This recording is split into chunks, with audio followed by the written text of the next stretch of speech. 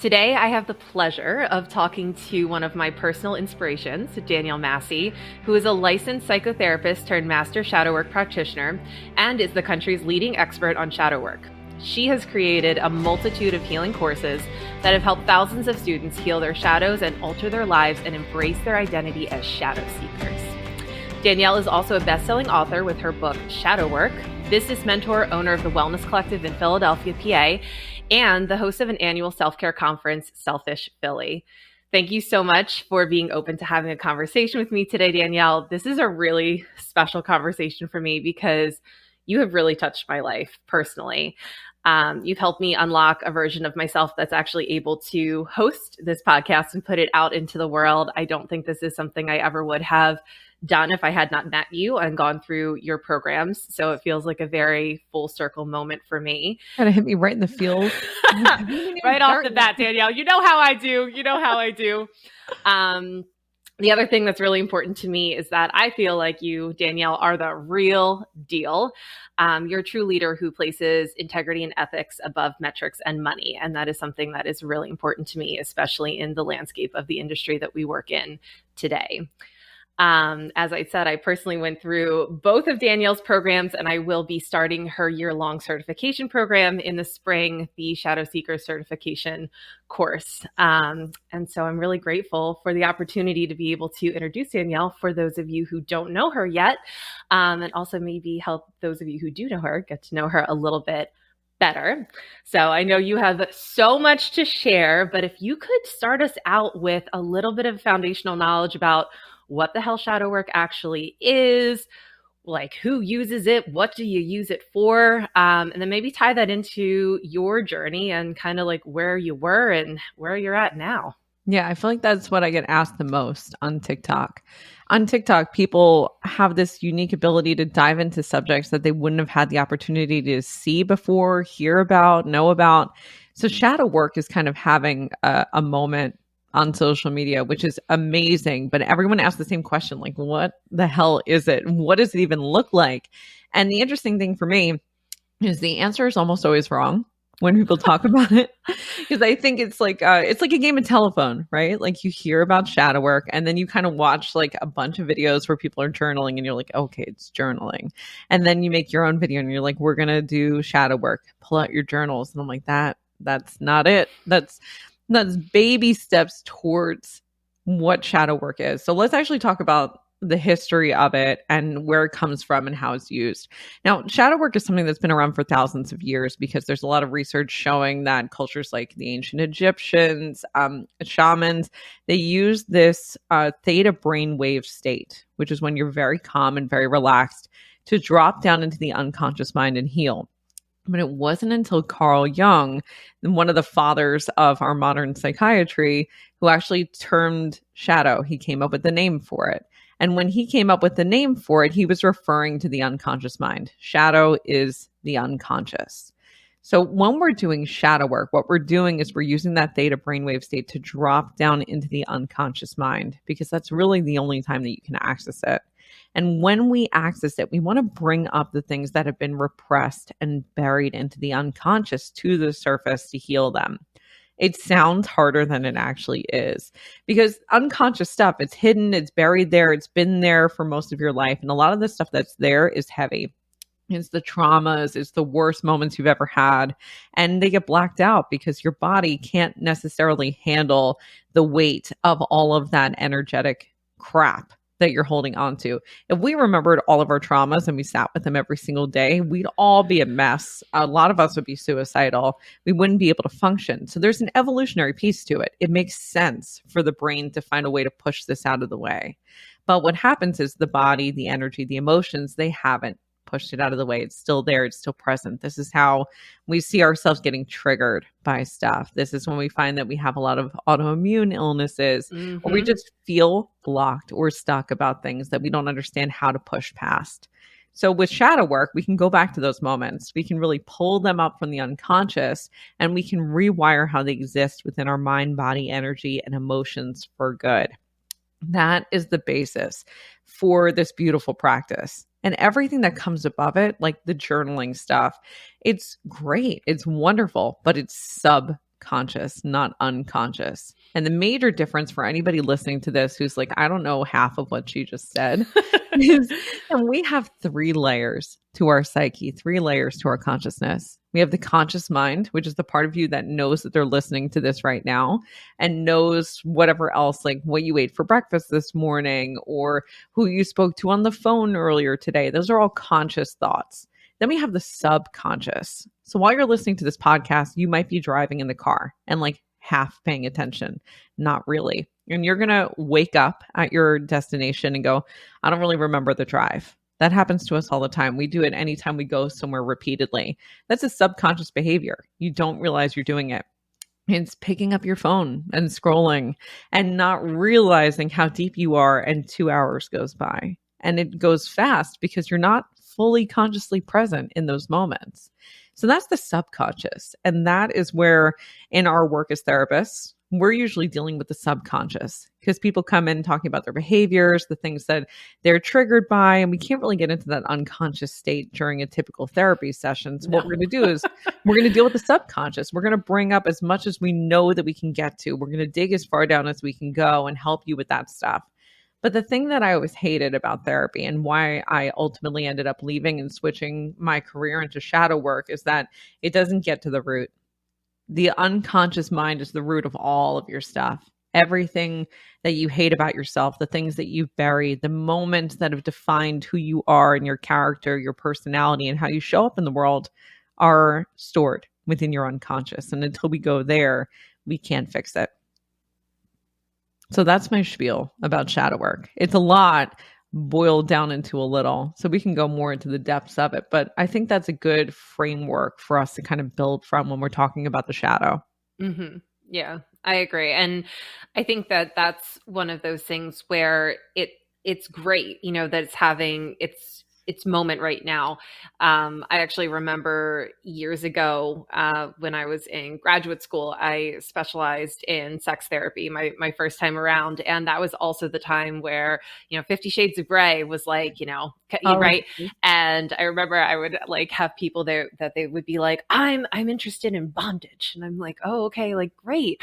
Let's explore that a little bit. And they're like, yeah, I want to be spanked. And I'm like, oh, okay. So you're interested in impact play. And they're like, no, bondage. And I'm like, okay, like bondage is actually like when somebody gets like tied up and they're like, yeah, wait, what? And I'm like, okay. And so then we have to go into actually talking about like power exchange and BDSM and, relationship dynamics and consent and like all these things that like, again, people expanded their awareness, but like, was it necessarily accurate? Was it necessarily ethical? Was it necessarily safe? Right. No, not really. But again, I think that's where it's great for us to be able to ask these questions. So Shadowwork's having its moment now, but you've been doing this a hot minute. So how did you find it? I love this question. I feel like it's always floated around in my awareness, right? Like I'm sure that when you were going through undergrad psychology, you learned about Carl Jung and you learn about his contributions, things like the shadow, the archetypes. We all go through it. We learn about Freud and then we graduate and it kind of just goes to the wayside. Then we go on to get our master's degree and there he is again, Carl Jung, the shadow. We're learning it again. And then it goes to the wayside when you're done because traditionally, most therapists aren't necessarily using shadow work as a modality. Some do, most don't. They're using the things that people call and want to come in for, which is things like CBT. Mm-hmm. And because everybody has heard of cognitive behavioral therapy, I find that most people have no idea what it is, but people think if I ask for it, then that's what I'm supposed to ask for. I need a therapist who does CBT. So we end up kind of fitting our way into what the clients want. So we're doing CBT, we're doing emotionally focused therapy. If we're doing couples, we're doing some Gottman work because that's what the clients want. And then the Jungian stuff falls to the wayside. So I was teaching at Penn State as an adjunct professor. I taught 2 courses. I was teaching abnormal psychology and I was teaching child development from in utero, brain development through age 12. That was my course. And in both of those classes, I was teaching about Jung. I taught everybody about Freud. I taught them about Jung and Eric Erikson and all the ways in which it impacted our way of thinking about the mind. And in each one of those classes, I taught about it differently because it was a different way of looking at it. One from like how we develop as children and the impact that trauma has in the mind when we do the child development stuff.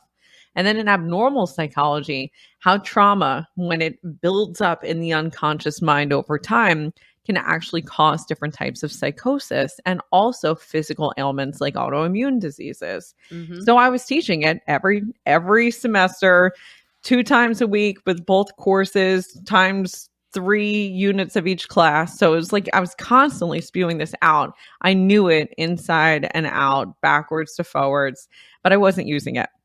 And then I got cancer. That cancer diagnosis, I was 29 years old. It was the week of my 30th birthday. And my doctor I just went in for a normal test, pap smear, like something that everybody goes through as a woman. And she was like, everything looks great. See you next time. And then like 3 days later, I got a phone call and she's like, you got to come back. And I was like, oh, okay, is everything okay? And she said, I don't know. Like, we got to figure that out. So I came back in and she didn't tell me what to expect, but they gave me some biopsies. And by some, I mean a lot, which is essentially hole punching through your body, which felt like the worst pain I'd ever experienced at that point. And I had no warning that it was coming. And they don't give you anything for it. There's no medication to dull the pain. And when men go for biopsies, they get a ton of pain medication. That's a whole nother thing. It was like the beginning of the trauma for me, because from that point on, from that day, it was just one procedure after another, followed by surgery, followed by surgery, followed by surgery, until I got that cancer diagnosis pretty early on. And then they just had to figure out how bad it was. And so all the surgeries are kind of exploratory and they just keep digging and digging. And for me, I think I blacked out for about 3 months. I don't remember them. I don't remember from my 30th birthday party. We went to Atlantic City and had a night of debauchery, which for me was a pajama party because I like really comfy clothing and slippers. And we had our pajama party there. And I just remember crying the whole day and like drinking myself into a stupor because I was terrified. And I don't remember anything again until it was all over, all said and done. And I'd been given that clear. And at that point, I went on vacation with my family to Disney. And that's the first memories I have afterwards, or that was what it was like until I actually did my shadow work. I didn't remember anything. I didn't remember the surgeries. I didn't remember the feelings. I knew that I was depressed, but I don't remember, or I didn't remember before doing shadow work. I knew that wasn't normal. So with all this information that I had about trauma and how it impacts the body, and I was teaching it and I knew it and I was using it with my clients that I was seeing, because I had a private practice at the time, seeing about 30 clients a week. I knew it. It was so deeply ingrained. I was like, I need to start practicing what I preach. Mm-hmm. So I looked for someone who specialized in shadow work. I found a woman in the UK. I did this thing. I've always been intuitive. I was like, I'm just going to kind of throw this up to the universe. And whoever I find is going to be the one. I'm not going to question anything. I'm not going to question their credentials. I'm not going to question. I'm just going to roll with it because I'm going to know it's right. So I typed it in and I did like a scroll with my eyes closed and then I pointed. And it was a woman named Allison in the UK. She had no following. She didn't say anything about shadow work on her profile. It doesn't say shadow worker. And she just changed my life in an instant. She's the most powerful healer I've never met. She taught me everything I know. She actually was a former licensed therapist herself. So she understood all the same things as I did. And she taught me everything. And with her, I was able to go back and remember all the things that I had forgotten about during that blackout period. We went through and we re-experienced them. But what we did, which is what we do with shadow work, is we actually altered how they existed in my body. And so the things that I felt, the fear that I had, the pain, all of it, I was able to rework it in my body so that I wasn't carrying it anymore. So I wasn't holding on to that fear. And it was the best thing I ever did. I worked with her after that for about a year and a half on like a weekly to bi-weekly basis, mostly weekly, unless somebody had something going on. And it changed my life. And I'm so grateful for it. Unfortunately, she passed away a little less than 2 years ago now. But I think she was a guardian angel. I think she came in and she still helps me now, even after. Mm-hmm. Yeah. And so you went through this personally, and, speaking like as a therapist, there's a lot of different things that I've done personally that, I don't feel like this bolt of lightning where I'm like, oh my gosh, you know what? I need to like completely shift careers. I need to leave this whole therapy stuff in the dust, and I am going to be the world champion for shadow work. I mean, where did that kind of start to come in for you? Where did you feel that pull to kind of completely, essentially rewrite your whole life around this work? It was pretty immediate. It really did feel like a bolt of lightning. Like it all came together, and it almost feels like a movie scene, right? Where it's like everything like fast forwards and rewinds and like the universe and stars, and all of a sudden it was like there's a montage and we have yeah, epic music. That's kind of how it felt. And it was clear as day. I'm getting goosebumps talking about it now. It was clear as day to me that this was it. And everything else was just like a stepping stone to get to that point. Like I don't regret becoming a therapist. I don't regret studying cognitive neuroscience. All those things help me. They're the foundation that sits underneath the work that I do. And it gives me an advantage when I'm working with people because I'm not just doing shadow work with them. I'm doing trauma work. I'm looking at them. I'm watching their body language. I'm seeing how they respond, those subtle cues. I understand what's going on neurologically and physiologically because of my background in science. So all that led me to here. It was a flash. I knew it in an instant. This was it. And when I knew that and I figured that out, then I just had to figure out how to let everything else go because you know how it is. Like you kind of get on this hamster wheel of this is what you're supposed to do. And shadow work, according to everyone around me, was a hobby. It wasn't what I was supposed to do. This wasn't my calling. I studied to be a licensed therapist. I'd achieved that. Yeah, you I had degrees, you had a license, you had student loan debt, I'm sure. Oh, student loan debt. That's a whole nother thing. And when you get to that point, like I right before cancer, I feel like I had this moment where I was like, I did it. I did everything I set out to do. I had that big bustling private practice in Center City. My office overlooked City Hall. It was gorgeous. Everything was perfect, except it wasn't. I wasn't happy. I didn't feel the way I wanted to feel helping people because I didn't think I was helping them all the way. I think I was helping them to a point, but we were never fully getting to that root. And shadow work is so satisfying. It's like Dr. Pimple Popper. It's like popping the biggest zit where it's like, finally, we got to the root source of it and we cleared it out fully. It's gone. It's not coming back. And it's so good. And I remember, hearing you speak at this last year's Selfish Philly conference. And one of the things that really struck me is the fact that you did not always identify as like a leader, right? Like you were not somebody who like everyone's like, oh, yep, there's Danielle. She's going to go out there and change the world. She's going to be like on the news. She's going to be writing a book. She's going to be speaking at her own conference. Like nobody would have looked at you and been like, yep, that's how this person's life's going to turn out. Yet you have done and are doing all of those things. And so I think that the question I want to ask you here is like, can you shift your identity? Can you shift how you show up in the world? And how do you go about doing it? Yeah, I honestly think that we're all leaders in different ways. I couldn't agree more. We need to figure out what drives us.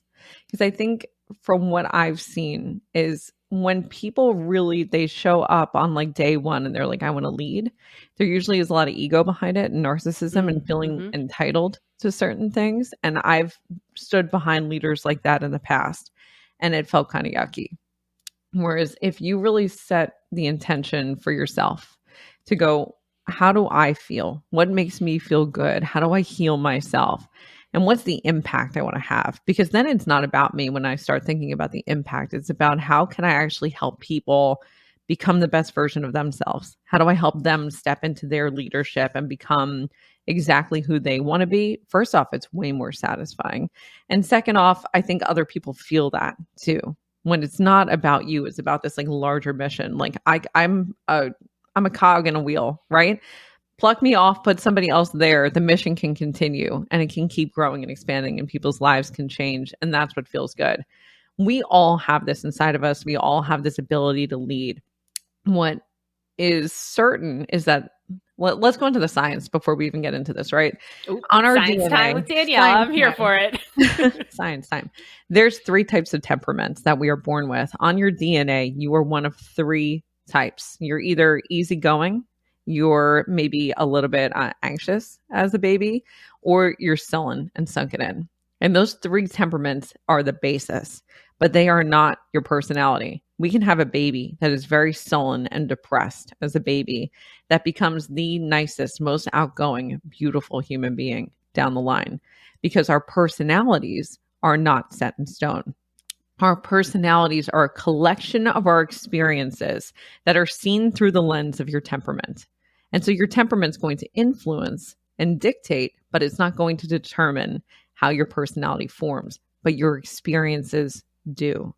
So for me, the story that I told at Selfish Philly that my mom still loves to bring up is about how my little sister she's just like that natural born extrovert. When we talk about temperament, she's the extroverted child. She was always happy and bubbly, and people loved her when she was little, and that never changed. She's a high school math teacher.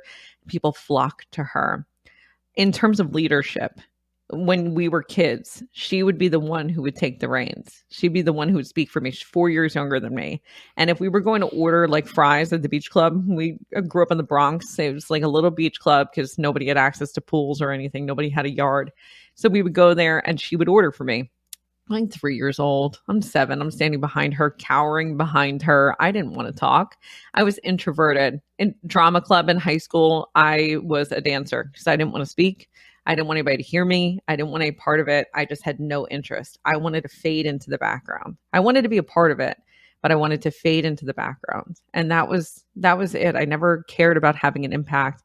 I never felt like I was worthy of more than what I had. And it wasn't until I think I got sick and really had that experience that I had this moment of, it doesn't have to be about you. It's not like I'm doing this from a place of like standing on my soapbox to get accolades. For me, it's about the message, and the message is powerful, and it's that we can all heal ourselves, but we need to understand how. We need to learn how to do it, to know that we are worthy and capable and able to take this on. And that feels really good. Yeah. Yeah, it's true. And I think that, through being able to dive into essentially like what has made us who we are, we really get to decide if that is in alignment with our truth or if it's not in alignment with our truth. And a lot of people have lived experiences, or they are essentially given a narrative by their family of origin, and they think, okay, like this is it. But that's really how everybody else saw the world for you, or something that was placed upon you. It doesn't necessarily mean that that is like your truth or really resonates with who you are really meant to be in this lifetime. And I think we also forget that there is a lot of choice every single moment. Like we have choice, we have willpower, we have all of these things that people think like, oh yeah, like I have, that was my, that's always going to be my favorite thing working as a therapist. Like I am an anxious person, right? And even just the reframe of like, I have anxiety, or I'm currently experiencing anxiety, just being able to shift your perspective in that way can really help you to be able to decide like what is actually part of me and what's not actually part of me. And I think that was one of the biggest takeaways for me when I did shadow work, was the fact that like I actually got to go in and really re-experience things, but through my own lens, not through the lens of what I was told about what it was like for me growing up, or what it was told to me my experience was. I really got to go back and experience it firsthand. So can you share a little bit about what your experiencing or re-experiencing things firsthand for yourself, and how that helped you to kind of embrace your identity as a leader? Yeah. I don't even think I really fully realized this until I was teaching at Penn State, because in that child development class, we talked about brain development and sort of how children's minds work. And until age 7, kids are really basing their entire self-worth on their connection to their primary caregiver. After age 7, when kids are around 2nd grade, give or take a little bit, depending on school districts and all that kind of stuff, they start thinking about how the world perceives them. How do my friends perceive me? How does my teacher perceive me? And the words that are placed on us shift how we show up. So for me, every teacher that I ever had always had the same impression of me. I was very smart. I was always top of the class. I was always lazy, because for me, I was bored. I was so bored. I found it really easy. And I was the youngest in my grade by a long shot. I graduated with about 2,000 kids. And I was top of the class all the time. I put in no effort. I didn't have to do anything. I think I graduated like 27th in my class. And I think I skipped about 40 days. And that's not a joke. Like, I used to bribe security guards to get out of school. I would bribe them to get back into school with Starbucks and with the local bagel shops iced tea, because it was like crack. People loved that stuff. So I found ways. I always found loopholes. So every teacher I ever had from the time that I was young would always say the same thing. She's so smart, but she's so lazy. And that was the message that was drilled into my head. And then you couple that with how my family saw me, which in my big family, all the cousins are about the same age. And everybody called me Wednesday Addams because I had dark black hair and I just kind of like sunkenly, like slurked around the background. I didn't smile in pictures. Like, I wasn't bubbly like my little sister was, or my cousin was a grade older than me in the same school, very popular cheerleader, beautiful, blue eyes, blonde hair, like the perfect picture. And we look very similar. So when you see us, we're like, I'm like the black and white version. I'm like the depressed version. Swipe for the other filter, like. And they would literally like swipe the filter, and like there we are.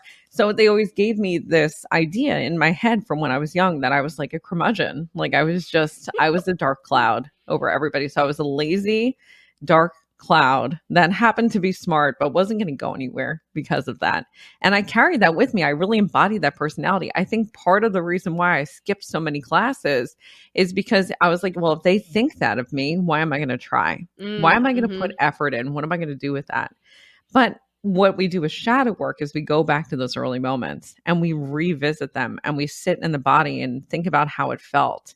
Because all of our inner thoughts, that little voice that eats away at us all, is an amalgamation of what everyone else has ever told us about ourselves.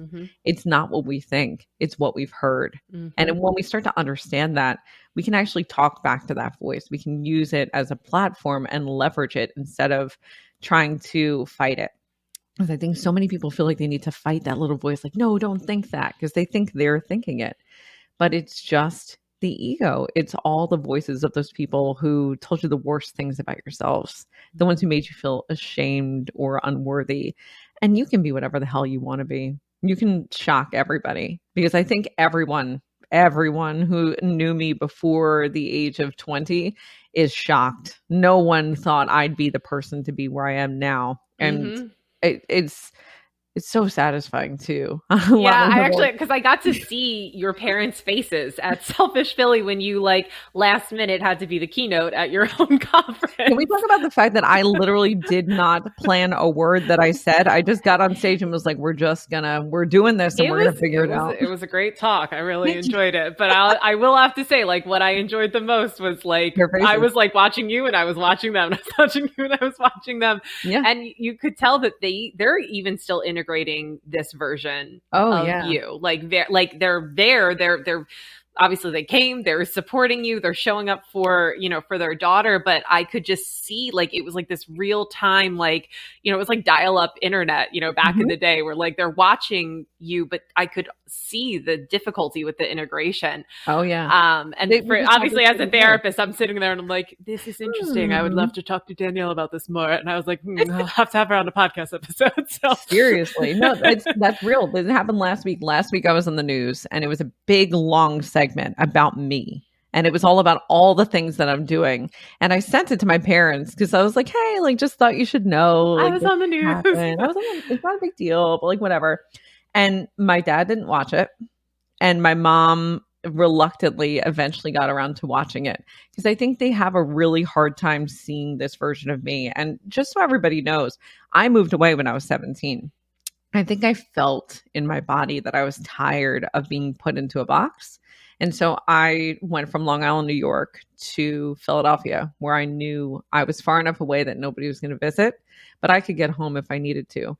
But I didn't really go home. I didn't spend a lot of time back in New York. I haven't since. And that distance gave me the ability to free myself from all that stuff that people put on me, all the impressions that they had of me, the wait, the hesitations. And even I know I talked to you about this, Amber, before you moved to Texas.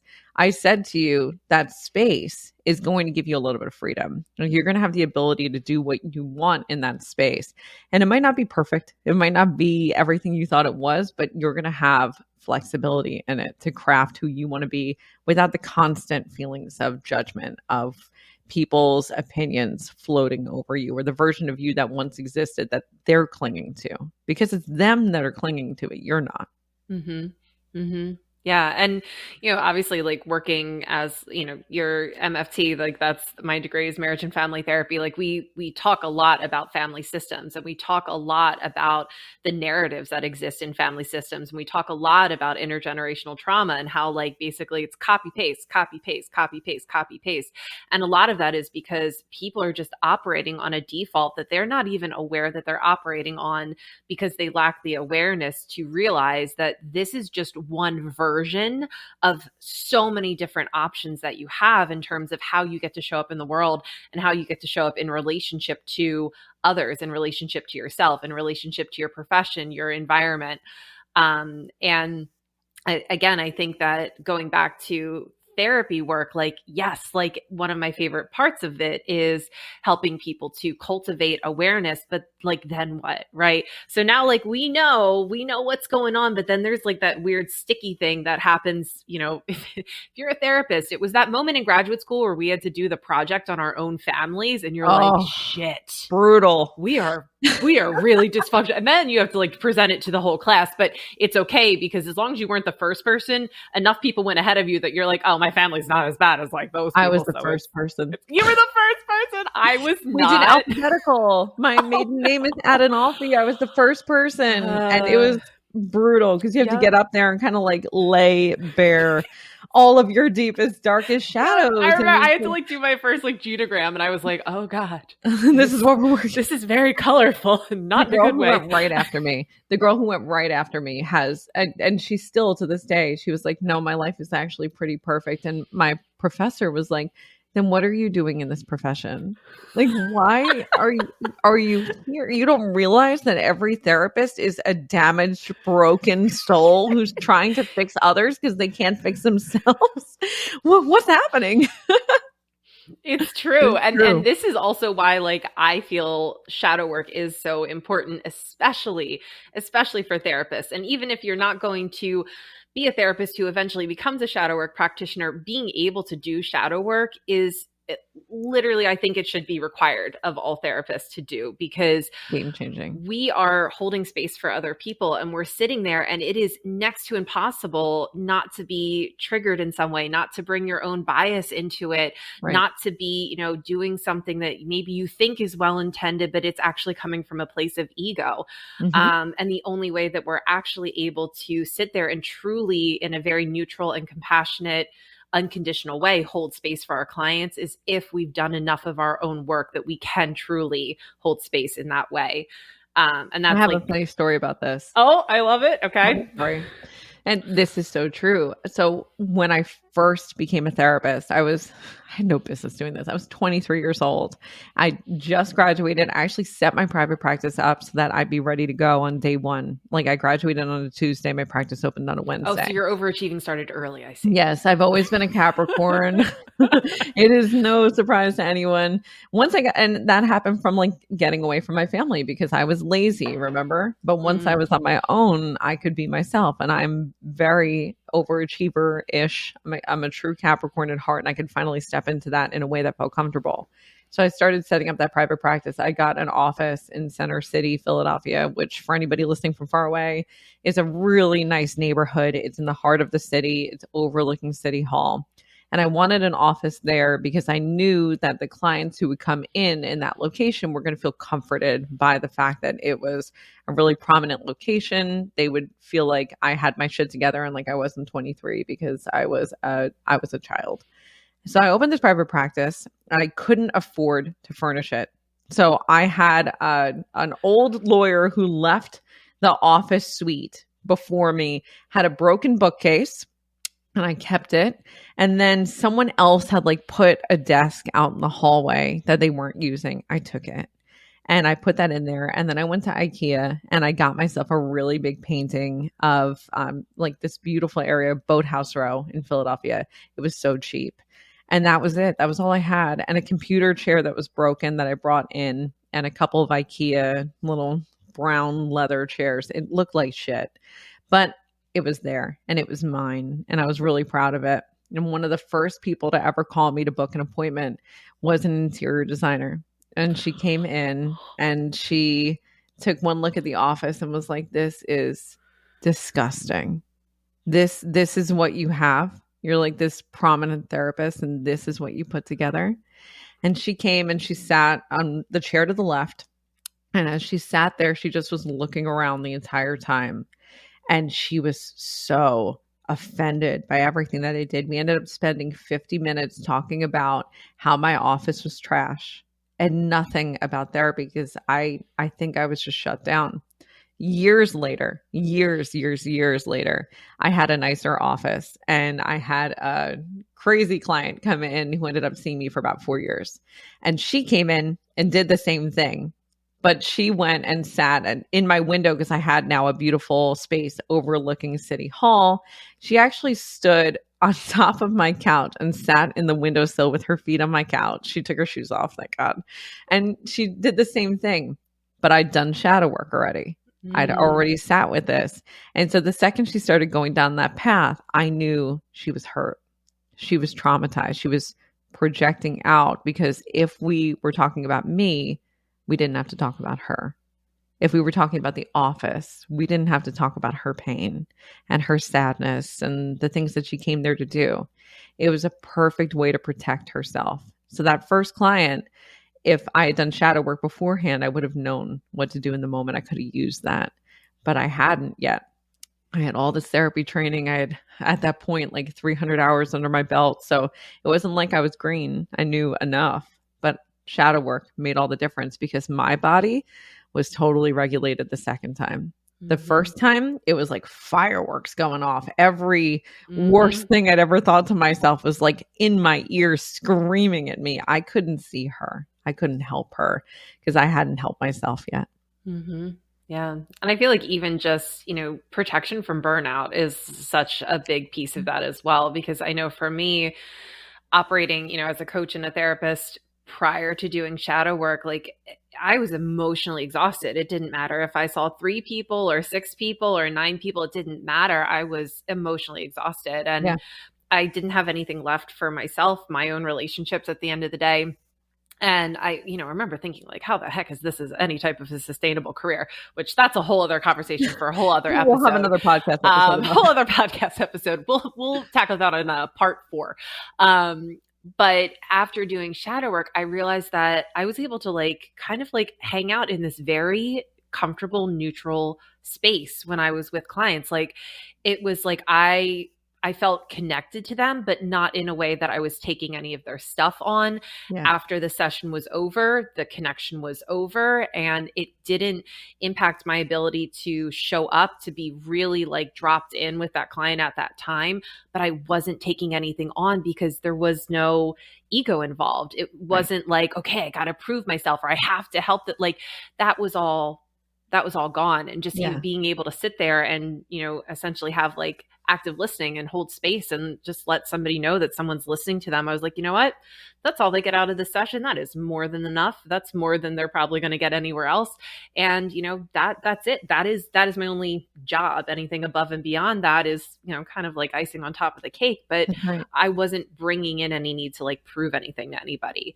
And I think whether you're a therapist, whether you're any other profession, whether you're, a parent or a child, whatever it is, being able to let go of feeling you have to prove your worth through how you show up, through your utility, through, convincing other people, it's exhausting. It really is exhausting. And I feel like that's why so many people are like, oh, man, this whole human thing, it sucks really, really bad, but it doesn't have to be so hard. It doesn't have to be. Yeah. I think that's what sacred leadership for me is really all about, is this idea that we can show up fully, authentically, and embodied without carrying the heaviness of all these extra burdens that we think we have to. When we think about leaders, look at the presidents of the United States for the past 50 years. the day they're sworn in versus the day that they leave, they look like they aged 20 years. They're so tired. They're so tired. And I think it's more the emotional piece than anything else, because all this pressure is on them, but they're not integrated. They haven't done that shadow work. They haven't gone internal in the way that they need to have that kind of energetic hold over themselves. And so it just eats away at them. And we see how sick it makes them. You can just watch them dwindle over time. Like they're getting worn down physically, mentally, emotionally, spiritually, until they're like beaten up and they leave and it's over. And then they live out their time, wrestling with all the things that came up during those moments. It's hard. And I will tell you, the bigger I get, and it's going to sound like an ego thing, I hope it doesn't, the bigger I get with the best-selling books, with the appearances on the news, I get national coverage, the bigger those things get, the more pressure there is on me from external sources to show up in certain ways and to be certain ways. And it means that the shadow work that I've done is that much more important, because it doesn't impact me the way that it impacts other people. Mm-hmm. I talk to other people with similar backgrounds. I've got a couple friends who are like Philly area celebrities, and some of them a little bit bigger than that, national celebrities, and they're exhausted and they're tired. And I keep whispering in their ear, shadow work, like, come on, get in there, because you're going to notice. You're going to feel a difference. You're not going to be triggered. People are going to come at you for anything. They come at you for anything. And you just breathe and you see through it and you go, they're in pain. And they need to get this out of their bodies and they don't know how. And I can facilitate that if they want to, but they have to choose it. And it's not my responsibility to make them. All I can do is offer them an opportunity and a possibility for growth. And they can take it or they can leave it, but it's not mine. Mm-hmm. Yeah. And, that is actually one of the things that I have to say, like, I've known you for three years now. Yeah, 3 years now. And you went from like being little like baby potatoes to like now you're big potatoes, and I've watched this whole thing happen, and I kind of was holding my breath this whole time, right? Because to be completely honest, like I really, really, really, I'm like, man, like I really like this Danielle lady. Like she's such a real person. I loved the programs. Like they were just so small and intimate, and I felt really cared for and held. And I have been around the coaching industry now for also 3 years. And I have seen time and time and time again, people get traction, they get notoriety, they're making, 6, 7, 8 figures a month, whatever that is. And they change. The ego takes over. It becomes about scaling and money and, basically how they can remove themselves from the work that they're doing so that they're not actually taking a part in it. This is ridiculous. And I've seen this over and over and over again firsthand. And I like was holding my breath this whole time where I was like, Danielle, please don't ever change. Don't change. I like literally would have written that in your yearbook and meant it. Like, please don't change. And like you have it. Like you really, really have it. Yes, what you've accomplished, amazing. But even the fact, like, for anyone listening, like this is probably going to be the first episode of a very first podcast that like I have like a tiny little following compared to Danielle. And she's like, you're doing a podcast? Of course I'll support you. Of course, like I'll come on. And that's one of the reasons I have literally zero hesitation when I recommend people to your programs, why I'm investing in working with you as a mentor. And, this isn't like, let's, plug Danielle hour at all. But the reason for that is because I feel like you are a very beautiful example of the fact that you can have a life beyond your wildest dreams. You can be extremely successful monetarily, impact wise. You can have notoriety. You can have all of these things and still maintain your integrity. That's right. It is absolutely possible. But how can you do that, right? Because I feel like a lot of people are afraid of stepping into leadership because they're like, well, oh my gosh, who am I going to become? Right. I don't what will become of me? What people are going to reject me? They don't trust themselves enough to step into the leadership because they haven't done the work to know who they really are. That's right. And even with a lot of shadow work, like I said earlier, I did shadow work weekly for about a year and a half. And it was biweekly sometimes, but for the most part, weekly. That's a lot of shadow work. I don't do that much shadow work with my clients usually because I feel like if we can get to the root of like 8 to 15 of your biggest issues, we don't need to make it into something that's like very routine. I will say though that I think that the reason why I'm able to stay so grounded and why I'm always going to be my weird self is because of all the shadow work. I think it's really like the perfect reminder of who you are, because if you're constantly sitting in the past in some ways and remembering how it felt to be that version of you, the one who got bullied in middle school because your face looked horrible. I had terrible acne. People call me pizza face. A boy at the junior prom told me, "Oh wow, you actually look like a girl today. Like good for you." When you remember those moments, but you don't feel bad about them, and you're just kind of like, "Yeah, like that's just part of my journey, and that's who I am." It really solidifies you on the ground. Like you don't think like, "Oh, like my shit doesn't stink." Like you know who you are in your bones, in your body, and I think that makes the difference. And I can tell too. I have a lot of people who I'm friends with. I have some former clients who've blown up. I have people that I've worked with, and I can tell the difference with the ones who've done the shadow work and the ones who haven't, and the ones who continue to do it. The ones who come back to me and go, I just need little tune ups. Like my head's starting to blow up, bring me back down to earth and ground me a little bit, bring me back here.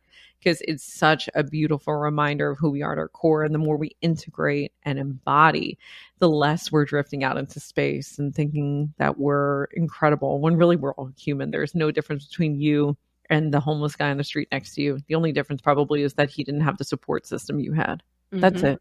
It's nothing more than that. You can become homeless tomorrow. Everything you have can be gone in the blink of an eye. Your TikTok with 100,000 followers could get disabled tomorrow. And who are you then? Nobody. It's all just vanity. It's smoke and mirrors. And that's kind of cool.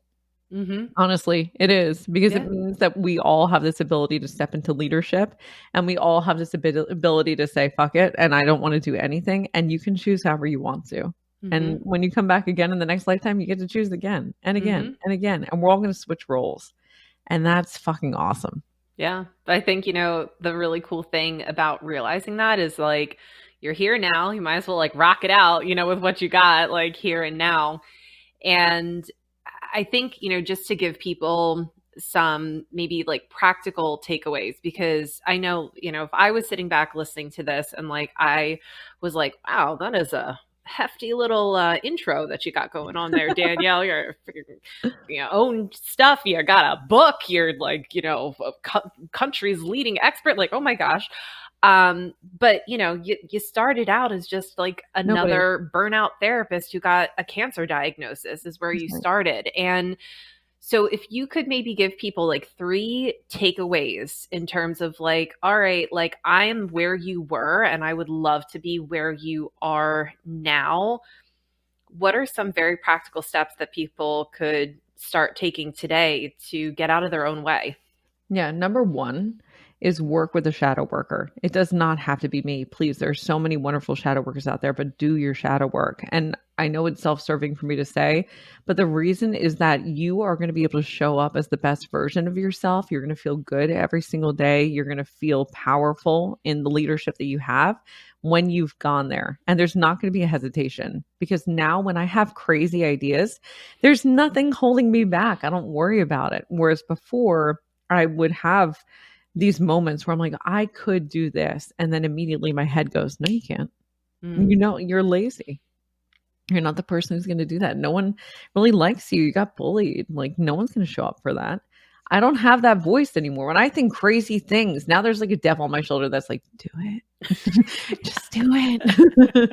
It's going to be, everyone's going to come. And it makes it easier to step into that. So shadow work for anyone who really wants to be an embodied leader, you start there. And you have to start there. Number 2 is find the people who are already doing what you want to do and become friends with them. And don't think that you are too small to do that. I have people reach out to me all the time for advice. And if they really give a shit, and if I can tell that they want it and like they are trying to make impact in their community, I'm not hesitating to give them answers. I'm not hesitating to tell them how to do it. And I used to do this as a therapist too. Any brand new therapist, even if they were opening their practice next door to me and potentially stealing all of my clients, if they had questions, I was answering them. because I was them before. And I know how it feels to be starting and to be terrified and to not have the answers and feel like you need them. So ask 100 people. You might get 4 answers, but it's 4 more than you would have gotten before that. So find mentors, find the people who are already doing it, ask them questions, get as much juice out of them as you can, because you're going to save yourself energetically in a lot of ways. And then number 3 is to have some really scary, wild dreams and write them down. Think things that are terrifying and don't put any limitations on it. Selfish Philly started for me as a dream of having a day where everybody just felt really good. I didn't have a thought around it. I didn't know how it was going to happen. I didn't know what the format was going to be. It started there. And before I knew the details, what I would do is I would close my eyes and I would just picture the audience, and I would see a couple hundred people standing there staring at me. And I knew like that's where we were going. So when I knew that end goal, I thought to myself, let's make it even bigger. And I just kept blowing it up in my head and over and over and over again. And I've watched as the years go on, this will be the 4th year I'm doing Selfish Philly. Every year it's like hitting that next level vision that I had. I've already seen it. I saw it on day 1. We're just going through it every time. So have really, really scary, big dreams and write them down so that you can watch yourself achieve them, and start acting as if you're going for the biggest one, and you're going to fall short.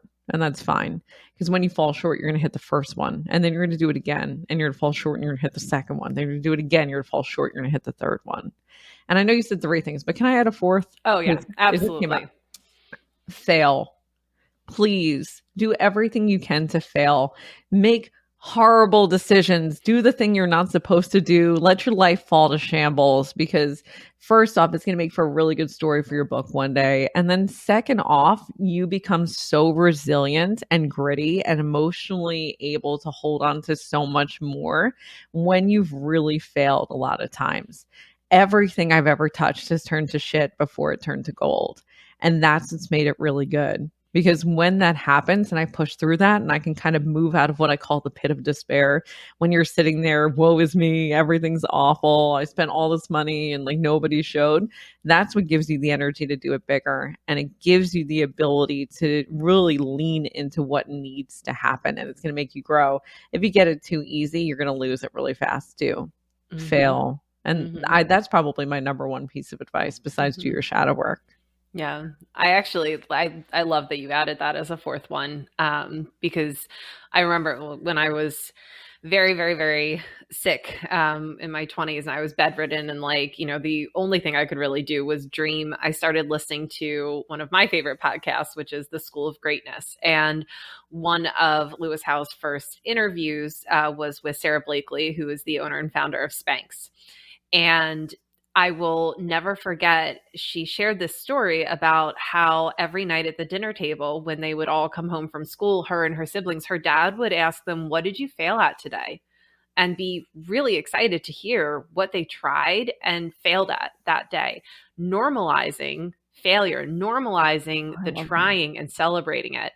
And I was like, whoa, like what a game changer. And like, you know, I was like, and now look at this lady. She's like literally a billionaire hanging out with the Virgin Mobile guy.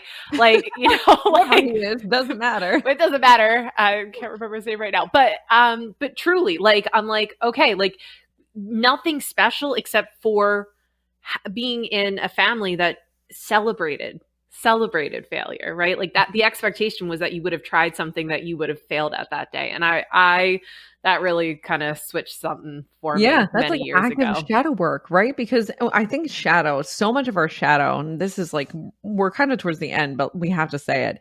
Shadow moments, the moments that you repress and you bury and you hide within your psyche, are usually tied to what we would consider a negative emotion: shame, guilt, jealousy. These moments are tied with those emotions. And so what happens is we get triggered by something like a failure and we feel shame, guilt, and jealousy. And that perpetuates in our system and it reinforces it. If we celebrate failure, we're removing the ability for that shadow to ever take hold in the psyche and the body. It can't exist because I don't care if I fail. In fact, I'm celebrating it because it means it's a stepping stone along the way. I'm going to start doing that with my kids because that's brilliant. Yeah. I grew up in a very different scenario and I had to work really hard to work against it. And I think this generation of kids that are coming up with these parents who are so hyper aware of generational curses and trauma healing and all this stuff, man, these kids are in for an incredible life because they're going to have so many tools that we didn't have as kids, and the kids that come after them even more so. So it's up to us. We're changing the narrative, we're shifting it, and it starts with that leadership that we have in whatever capacity we want to have it. Yes, I love that. So before I let you go, Danielle, I just want to help everybody know where they can find you, how they can connect with you, what you have going on. And for everything that Danielle mentions, don't worry, we will be dropping links and all that good stuff in the show notes. But just so you can hear it straight from Danielle, what's cooking good looking? Okay, so let's start with how to find me. I'm everywhere on social media as IAM Danielle Massi. You'll find me there for my website, my TikTok, my YouTube, my Pinterest, my Instagram, and you can always DM me with any questions that you have from this. The things that I have going on right now are that I have a holistic healing center called the Wellness Collective. At the Wellness Collective, you can do therapy, Reiki, you can get your Reiki certification, you can also get shadow work certification, you can do shadow work sessions and more coaching, you name it. We probably have it. And if we don't have it, we have an amazing referral for you for somebody else who does. We have Selfish Philly, which is my annual conference that happens every single year. This year we moved it up a little bit earlier because we're partnering with the W Philadelphia, which was massive for us. And I moved it up because they have the most incredible pool I've ever seen in my life, and I want to use it. So we're doing it in September so that you guys can come hang by the pool with me the day before Selfish and the day after Selfish. I'll be there all day relaxing and enjoying my whole life. I also have at the conference incredible speakers, vendors from every walk of life, every type of healing you can imagine. You're going to walk away feeling inspired and like you know who your resources are for anything that you might be going through. And honestly, everyone needs days like this. I mean, we need every day to be like this, but if we can get one every once in a while, it's definitely a step in the right direction for our health, our wellness, and our well-being. Then I've also got coaching courses that you can take, like Create Your Light Academy, where you can do some shadow work with me, the Shadow Queen. They run 4 times a year. So whenever you're listening to this, there will be another one that's opening up soon that you can hop into. And that is one of the programs that Amber graduated from, where we dive into the shadow every single week. And we're purposefully trying to remove the biggest blocks that you have so that you feel amazing and embodied. So you can step into that leadership in the way that you want to show up without any hesitation. And then beyond that, if you want to become a writer just like me, you can first off pick up my book from anywhere that books are sold, Amazon, Target, Walmart. It's everywhere. Every little crystal shop on the country seems to have it. I keep getting tagged in random posts from little bookshops all over. I got tagged in one from Canada today, which was cool. Awesome. Random. And then I actually have a course where I teach people how to become writers, because I think part of leadership is reaching people in whatever way feels good for you, whether it's a podcast or as a coach or with your words, because those are immortal. They're going to exist forever. And when I became a published author with my publishing house, I realized that nobody teaches you anything. They think you just know.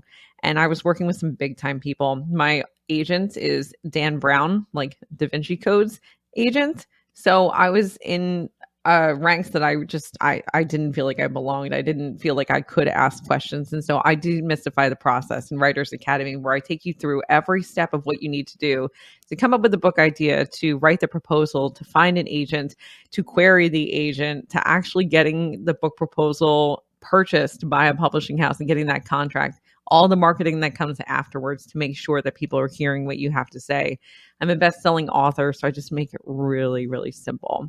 And those are the general ways that you can start. On top of that, I'm always floating other things around. I love doing mentorships. I do a couple of those every quarter, and different programs that I come up with whenever I feel like it, because I'm not lazy, as I've learned through my shadow.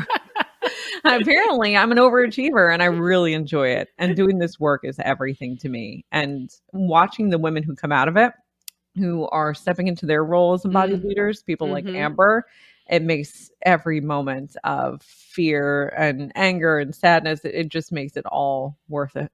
Oh, well, thank you so much, Danielle. That means so much to hear you say that, because I truly don't think that I would be here doing this, really feeling very aligned with my true calling and my true purpose if I hadn't done work with you. And I'm looking forward to doing more work with you. And I really appreciate that there is like zero gatekeeping when it comes to you. You're like, I did this thing. I'm going to show you how to do this thing. Do you want to learn how to do this thing? Here's a course. Here's a, here's a this, here's a DIY. We're not gatekeeping anymore. The really cool thing I think, about Danielle is, first of all, like there's a ton of free content on Instagram, on your like low cost subscription. You have Instagram subscriptions now, TikTok, and then like you're always like, you know what? Today we're going to put Writers Academy on sale just because I feel like it. Because I feel like it. And I think that that's really beautiful, because to me that signals that you are putting these things out there because you genuinely want to help and uplift other people, and you want, more leaders alongside you in this life. And that is something I really, really honor and respect when it comes to you, and why I'm so happy to be in connection with you. So I am just giving you all of the gratitude for taking time today to chat. This was so much fun. I've already like planned out 4 more episodes in my head with like other subtopics that I want to talk to you about. So we'll definitely be having Danielle back on the podcast for sure. And as Danielle said, if you have questions or anything like that came up, please, please, please know that she is actually very accessible, and she is the person in her DMs. People are always like messaging me like, I messaged that lady Danielle that you connected me to, and she was actually the one that responded. I was like, right. Yeah, I know. I always do. That's another thing about leadership. You have to show up for your people. Please don't hire someone to do that for you. No, even if it takes you a little bit longer, be the person. And that's not to say that you don't have support. I know that you have a team. I know that you have support. But when it comes to actual connection, like if people are reaching out to you, they are going to get to respond to you. So I think that that's something that's really important. So many beautiful examples of leadership, Danielle. Thank you so much. And, if you want to see us in person, we'll both be at Selfish. I went last year. I'll be there again this upcoming year. And if you would like me to have Danielle on again, and you heard something in here that you would like us to dive into deeper, message me and let me know. So thanks, everyone. Bye. There you have it. Another episode of the Sacred Leadership Podcast on the books. I hope your time spent here served you and nourished you. Join us every Tuesday for more honest conversations and powerful insights. Remember, exceptional leaders share the wealth. Send this episode to someone who would benefit, leave a review to let others know about the show, and subscribe so you don't miss an episode. Talk to you soon.